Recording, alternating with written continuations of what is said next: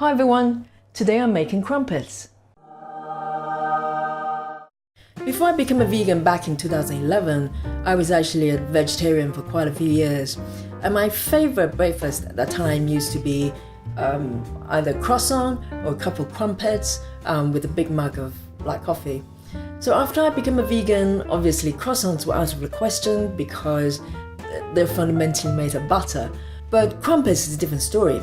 You can make really good crumpets with no dairy at all. You couldn't tell the difference. Well, in fact, they taste a lot better because they're homemade. So today, I'm going to show you how to do it.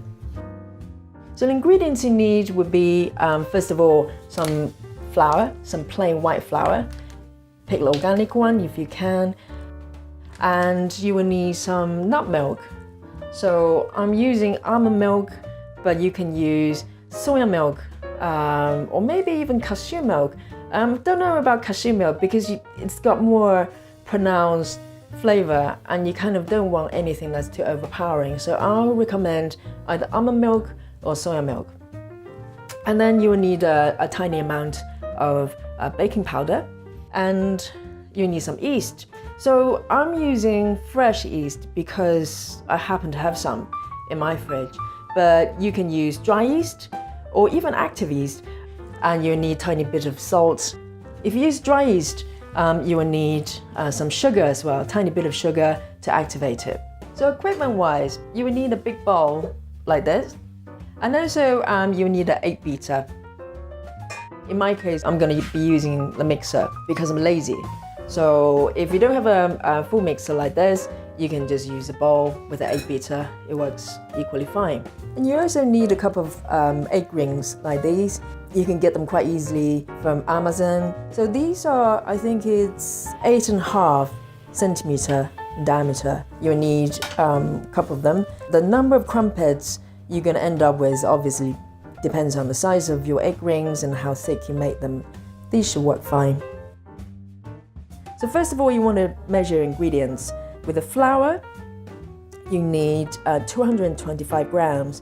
If you don't have a scale, you can use a cup to measure it. It's roughly under 2 cups, but baking is really alchemy, so you want to be as precise as possible. Personally, I prefer to measure everything out. And by the way, if you're doing a lot of baking, you really want to invest in a good scale like this.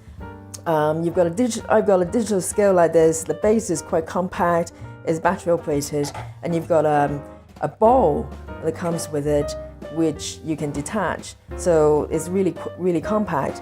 And with a container, you can use any kind of container. You don't have to use this one. You can put any kind of container on top and just reset it to 0 and measure it that way. So with the flour, I need 225 grams, which is about 2 cups. Let's see how it goes. Just under 2 cups. So that's cup 1. And then another cup, 1 more cup.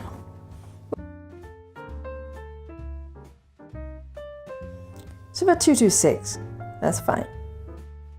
So I'm using a fresh yeast. I need about 20 grams of fresh yeast. If you're using dry yeast, you need about 10 grams. And I'll include a link to a conversion chart so you can measure full amount based on the type of yeast of your choice. And fresh yeast it's not always easy to get hold of.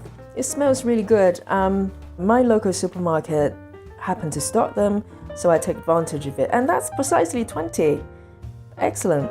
You will need half a pint of nut milk. And if you're not familiar how much a pint is, it's half a pint is about 275 ml.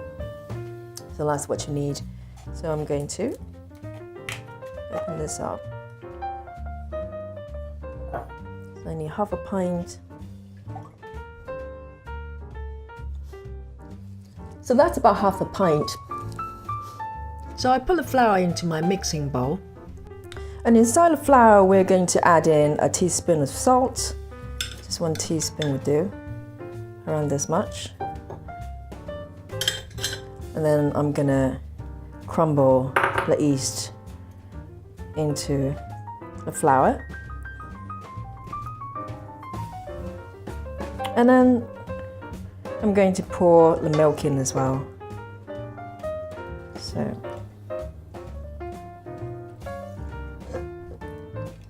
in the mixture, you also need half a teaspoon of baking powder. I'm going to add that. So I'm going to add half a teaspoon here. That's it. So at this point, you can either use egg beater and start mixing it like this. But I'm going to use a mixer, so I'm going to just fit the bowl here. And then it's going to make a bit of noise.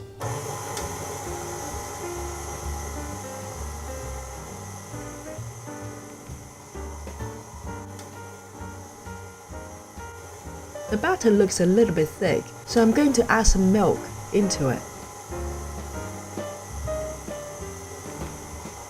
So the consistency of the batter you're after is kind of between really thick yogurt drink and milkshake, somewhere along the line. And don't be afraid to add some milk if you find it too thick, but don't overdo it because you can't undo it. Okay, let's have a look at the consistency. This looks perfect. So now we have the right consistency for the batter. Now we need to rest it for about 45 minutes. You want to cover it with a tea towel, like this, or with a piece of cling film, and leave in a quiet corner for about 45 minutes.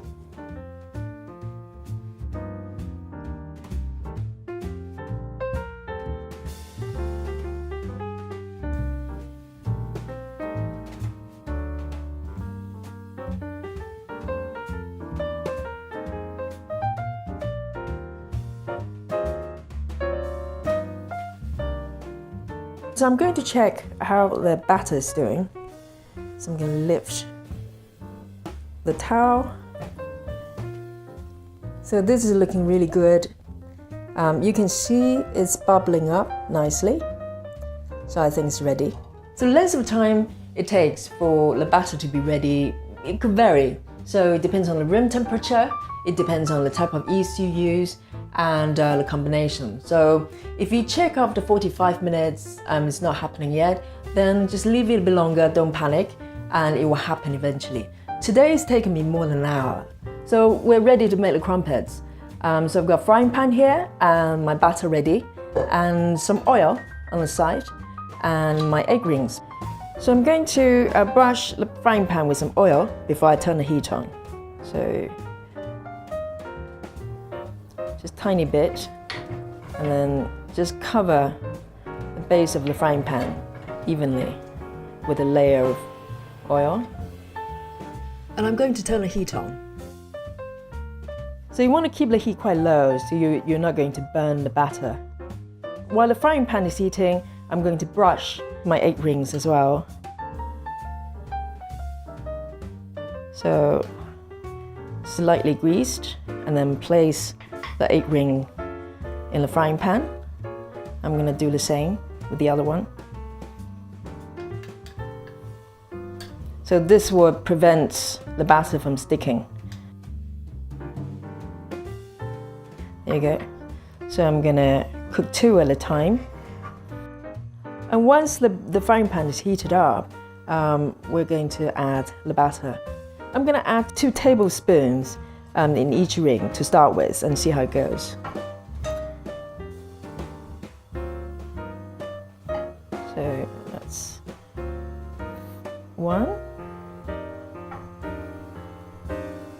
2. I'm going to add a little bit more. I like them quite thick, so I'm going to add just another half tablespoon. So there you go. So I'm going to do the same with another ring. 2, and about another half. Nearly 3 really. Doesn't matter, it doesn't have to be totally precise. Just make sure that it's not going to overflow. That's it. So you can see this starts to bubble as it's being cooked.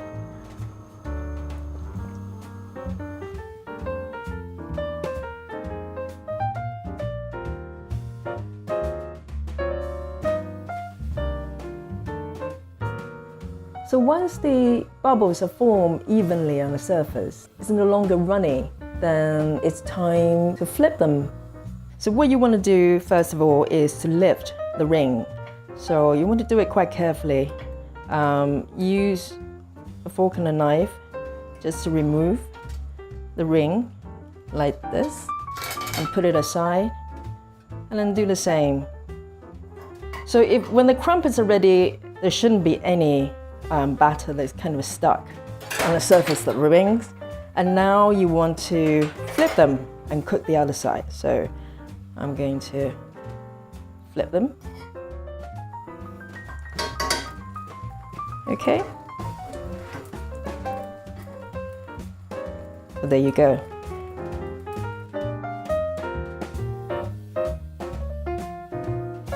So I'm going to check how it's doing. So we need a little bit more time. We want them to be golden brown. Let's just check again.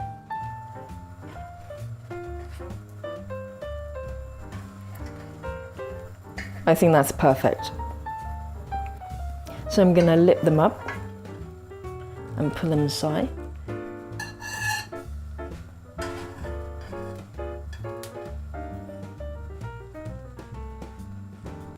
And then cook the next batch.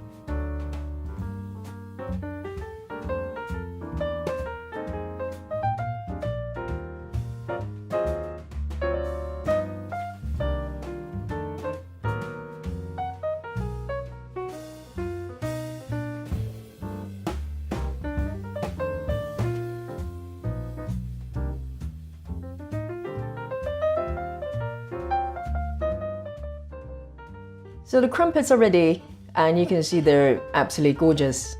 I've got some vegan spread here and some jam, so I'm gonna try them. So there you go, that's the crumpet. So good. It's soft and fluffy. It's totally worth it. The strawberry jam.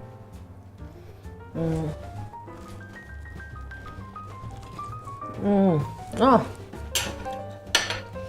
I love strawberry jam. It's so good. Please try it. So with the amount of ingredients, I ended up with, I think, 8 or 9 crumpets. So you're not going to eat them in one go. You can put them in the freezer bag and put them in the freezer. So this is really important. Not the fridge. Put them in the freezer and freeze them.